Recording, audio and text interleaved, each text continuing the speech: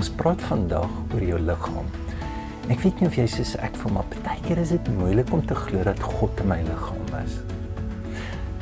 Dalk as dit goed gaan, makliker, maar wat van as ek sukkel met depressie? Wat van as ek ly? Wat van as ek skaamte ervaar? En tog is die kern van ons belydenis, God word mens.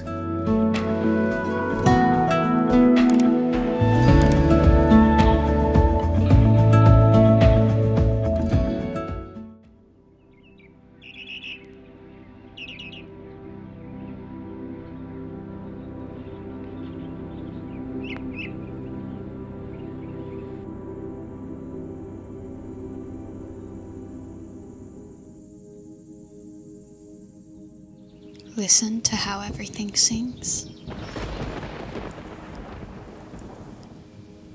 The streams and stones, leaves and branches, fish and fur-covered ones, birds leading the chorus. See how your desire to praise is echoed in every living thing.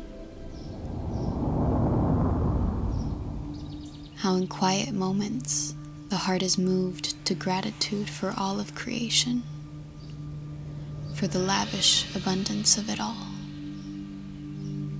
How nothing is earned, no achievements are needed.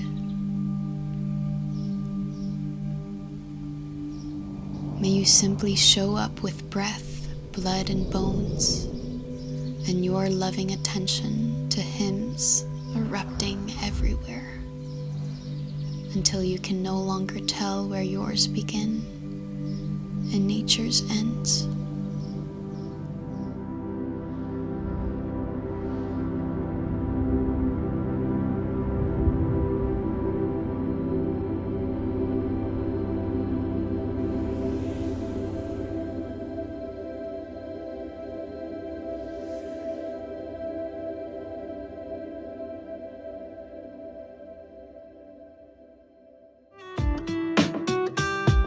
En nou doen ek 'n beroep op julle broers op grond van die groot ontferming van God. Gee julleself aan God as lewende en heilige offers wat vir hom aanneemlik is. Dit is die wesenlike van die godsdiens wat julle moet beoefen. Julle moenie aan hierdie sondige wêreld gelyk word nie, maar laat God julle verander deur julle denke te vernuwe. Dan sal julle ook kan onderskei wat die wil van God is, wat vir hom goed en aanneemlik en volmaak is.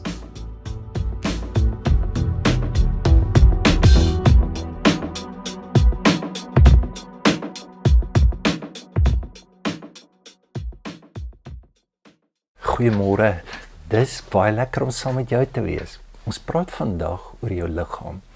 En ek weet nie of jy soos ek voel, maar partykeer is dit moeilik om te glo dat God in my liggaam is. Dalk as dit goed gaan, makliker, maar wat van as ek sukkel met depressie? Wat van as ek ly? Wat van as ek skaamte ervaar? En tog is die kern van ons belydenis, God word mens. God druk hom uit in trane, in sweet, in lyding, en binne 'n liggaam kan jy God ervaar. So die hemel kom aarde toe, word aards. Ons het dit omgedraai. So ons glo omdat ons so sukkel, ons is sleg, ons is sondig en ons moet geestelik word en dat ons al die belaglike goed wat ons laat glo ons is geestelik. Jy is. God is in jou, jy is geskape na sy beeld. En weet jy wat moet jy uitvind?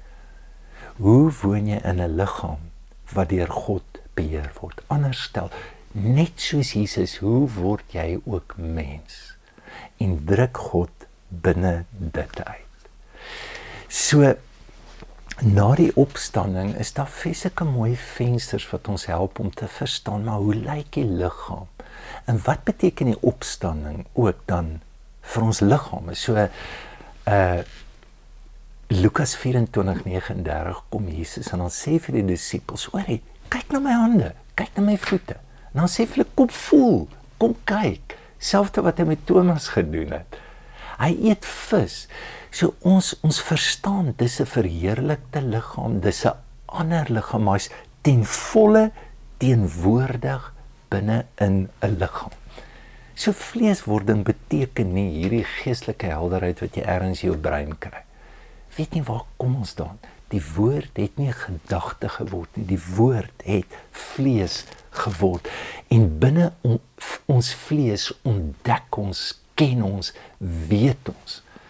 Barbara Brown Taylor sê, the body is not just something we have, it's how we know the world. Daar's 'n belangrike een. It is how we know the world. It is the first and last place we meet God. So hoe ontmoet ons God? Kom ons begin met 'n vraag wat Paulus vra. Weet jy nie dat jy 'n tempel van God is nie? Nou goed, 1 Korintiërs 6 vers 19, maar hy skryf dit vir die Korintiërs. Nou as daar 'n gemeente in Korintiërs is, as daar 'n Envia is, gaan ek nie 'n beroep vat so nie. Dis nag.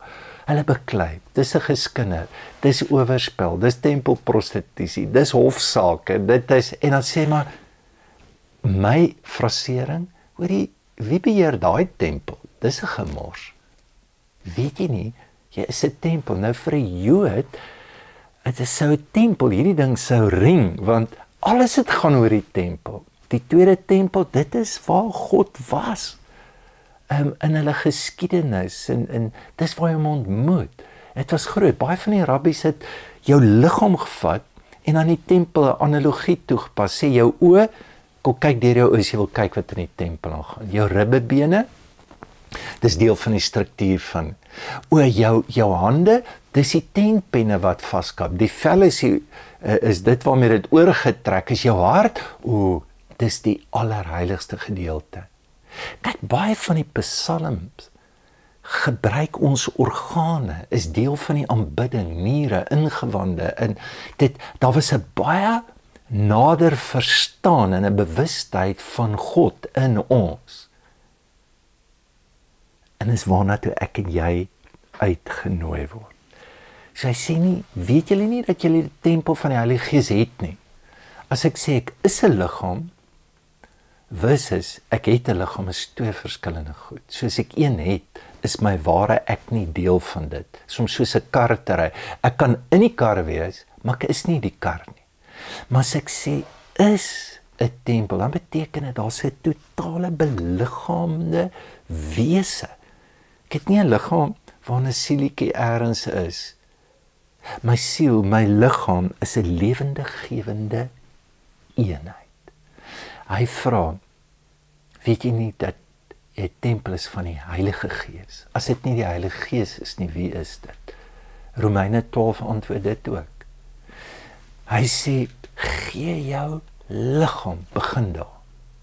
En dan sê hy, en ek lees vir jou nou Eugene Peterson se vertaling vers 2, unlike the culture around you, always dragging you down to its levels of immaturity. So hier's 'n kultuur hier buite, noem hom die vals self. Vals, nie omdat hy boos is, vals omdat hy nie bestaan nie. Self is 'n manier van identiteit. Dit is 'n manier hoe ons voel, maar ons is iemand. So ek skep eerder 'n tempel wat my kan help om te voel ek is iets. So dink bietjie vandag die kultuur, alles gaan oor die bewondering van die liggaam. Waar gaan dit? Aanvaarding. Hierdie obsessie, die duisende rande wat spandeer word aan perfekte liggame, ekstreme dieete, plastiese chirurgie en die paradering op TikTok en Instagram, altyd die mooiste, die beste. Dis is ongelooflik hartseer. Sê vir ons niks aan daai tempel.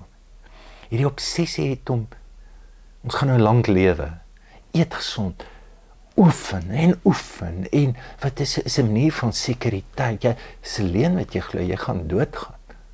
Ek wil jy moet nie jou liggaam kyk, en dan hierdie ding van ons liggame gebruik om, ons wil nog wen, ek sien dit met ou mans, ek skryf in my afdeling in, onder 80, ek neem nou deel in bo 80, en obsessie, en het was maar die Griekse Olimpiese spele was so, jy kon 'n standbeeldjie kry as jy regtig goed is. Dit was hierdie obsessie van 'n perfekte liggaam, is waar die David beeld, Michelangelo vandaan kom. So was 'n perfekte liggaam en wie sinne is die sterkste. Sport is niks anderster as is amper die tempel. En die Olimpiese spele was gewy aan Zeus en dit was 'n intense godsdienstige fees, niks anders as dit. Ons stroom na en ons aanbid en ons bewonder die sterkste liggaam of die sterkste span en ons raak eintlik obsessief. Kyk na die miljoene dollars wat gaan na hierdie tempel toe. So jou apps, jou likes, jou loopbaan is jou tempel. So wat kan ons doen as jy regtig hom as die tempel wil ervaar en dis powerful? Paulus sê, stel jou liggaam as 'n lewende heiligvallige offer. Die een sê, offer jou liggaam. Die een sê, place it before God. Die een vertaling sê, present it. Die woord beteken net, bring it near. Bring het naby aan wat? Jy is die tempel. So dis 'n heroriëntasie van jou identiteit. Hy sê, en stel dit as 'n lewende offer, dis 'n paradoks, jy kan nie lewend geoffer wees. Maar dis presies, daar's 'n dood gaan vir wat? Vir die kultuur, wat doen met jou? Jy weet dit nie. Hy trek jou af, en dis hoekom jou liggaam protesteer, en al die goedjies wat ek doen, om hom beter te laat voel, of dit nou hierdie obsessiewe oefening is, of dit nou my wyn is, of dit my pille is, of wat ook al, is baie keer 'n manier om hom net stil te maak. Hy protesteer. So net Barbara Taylor is 'n manier hoe jy weet. Robert Fuller is 'n teoloog en hy het hierdie beautiful boek geskryf, The Spirituality of the Flesh. Ek hoop ek het dit nou reg. Spirituality of the Flesh. En in een van sy hoofstukke skryf hy The Biology of Belief. En dit het my diep geraak. So hy glo jou liggaam kan weet en kan glo. En ek weet jy weet dit. Gaan net na toe, kyk wat gebeur met jou liggaam. Hy realign. Ek onthou met Luca en Sientjie wat toe hy klein was, ontsettend angstig en scattered was. En vat ek hom net eers rivier toe, ons loop met die hond vir 'n uur in daai rivier, as hy uitkom, sy het sy anderste. Hoekom? Het was nie 'n studie van die rivier wat ons gemaak het, dis die blootstel. Sy liggaam is gebring na iets toe, wat hom ten diepste raak. Dan, miskien net een ding, Paulus gebruik die woord kastei jou liggaam in ons te negatiewe konnotasie. Dissiplineer hom. Ek gaan nou 40 dae vas, ek gaan nou lang bid. Ek sê, probeer dit en kyk hoe spiritual word jy. Dit doen dit nie. Toevallig die woord beteken om iemand 'n blou oog te gee. En dit gaan nie oor die dissipline, dit gaan oor die intensiteit en dit gaan oor die verband tussen die oog en die liggaam. So Jesus het ook gesê, as die oog reg is die hele liggaam verlig. Alles wat ek waarneem, stimuleer my oog. So dis interessant dat die Olimpiese atlete moes maande voor die tyd heeltemal onttrek en dan moes hulle eet aflê en dan voor die tyd, voordat hulle deelneem, dan moet hulle kom en hulle moet verslag gee van oor hoe hulle gekastei het. So in my frasering sal dit iets wees soos, hierdie derde dag was ek by die party en was al hierdie puddings en goeters, maar ek het daai eet afgelê. Ek het 'n blou oog gekry. Dis meer die trant. Dis die bewustheid van hoe ek my lewe gee aan God. En ja, vra dit baie keer 'n sacrifice, 'n offer. Jep, dit doen. So waar begin ek? Romeine 12 het beautiful raad en Eugene Peterson vertaal dit so mooi. Hy sê, take your everyday ordinary life, eating, sleeping, going to work and walking around life and place it before God as an offering. So voordat jy wegbreek berge toe of ekstreme nuwe Bybelstudie wat vat net jou gewone lewe. Jou eet, jou karry, jou slaap. Wil jy nie jou sinte, jou oë, jou ore, jou neus, wil jy nie net stadiger gaan en merk, kyk net na die sensasies in jou liggaam. Vra daaroor. Nooi God na dit toe. Vat jou slaap, jou eet en kyk net hoe ek fisies teenwoordig is in my fisiese ervarings. Gee aandag aan jou liggaam, wat jy eet. Voel wat jy eet, aan jou slaappatrone, jou oefen, hoe bring ek my volle aandag na dit toe as wat? As die tempel. Die plek waar God praat. Die plek waar God is. Jou liggaam het nodig om te omhels mense. Gee liefde. En hoe tragies is dit, ons is so afgesny, ons ken net een vat en is die erotiese vat. Jy sien, dis is die tempel haywire gaan, soos in die gemeente van Korintiërs. Maar wat van 'n vat wat liefde gee, wat God gee, wat energie gee, wat lewe gee, 'n omhelsing. Dis wat ons liggaam, wat van 'n eenvoudige maaltyd, of net 'n warm bad. Ek glo ons is so sensories afgesny van alles wat om ons is, dat ons al hierdie groot goed het, hierdie vakansies, hierdie series wat ek so lank moet kyk, en elke keer voel dit net, nou lewe ek. Maar jy lewe nie. Jy kan lewe in die eenvoudigste, alledaagse bestaan van jou lewe. Ek sluit af. Paulus, Romeine 8:11. En as die gees van hom wat Jesus uit die dode opgewek het, in jou liggaam woon, gaan hy jou sterflike liggaam lewend maak. Jou liggaam is ewig. In daardie ewigheid kan jy nou ervaar, al word hy ouer. En jy gaan sien hoe ouer jy word, daardie ewigheid moet mooier gesien word. Jy sal God sien in plooie, in veroudering. En hoe God hom uitdruk in ons sterflikheid en ons gebrokenheid. Mag jy voel hoe hierdie lewe in jou liggaam inkom, wat God noem die opstandingskrag, wat Jesus uit die dood opgewek het. Kom ons bid saam. Here, maak ons liggame lewend. Amen.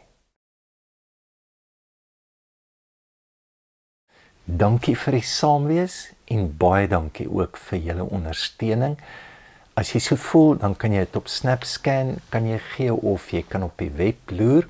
En dan wil ek jou vra, lees asseblief ons nuusbrief, jy kan dit op ons app lees. Dit is 47 bladsye van hierdie eerste 3,5 maande in die gemeente, en daar's amazing stories. Stories van opstanding, wat enorme hoop gee. Dalk lees jy iets en dan gaan jy sien, maar jy wil dit doen of dalk dit doen. Geniet die dag.